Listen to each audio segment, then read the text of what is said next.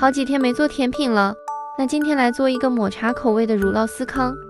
先来做乳酪馅，80克软化的奶油奶酪用铲子压匀，30克奶粉，15克白糖，用铲子边压边搅拌，直到里面没有颗粒了，变得非常的顺滑也就可以了。把它放入裱花袋内，先放在一边备用。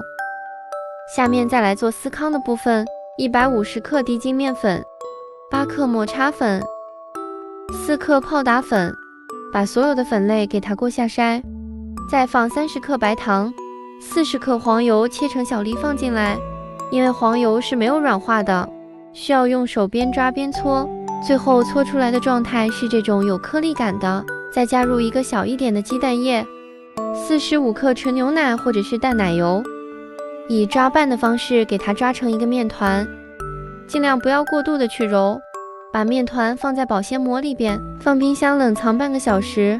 冷藏好的面团拿出来，稍微给它按扁，平均给它分成6份或者是8份也可以。如果分成6份，它的皮就会偏厚一点。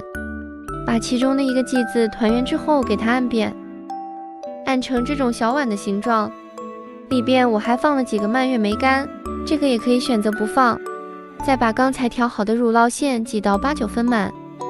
司康的部分经过烤制，它会往外膨胀，所以挤入奶酪馅之后，我们需要把它的口收紧一些，防止烤的时候乳酪馅会爆出来。烤箱上下火170度，提前预热10分钟，放在中层烤25分钟左右，温度仅供参考，要根据自己家烤箱情况做适当调整。很快乳酪司康就做好了。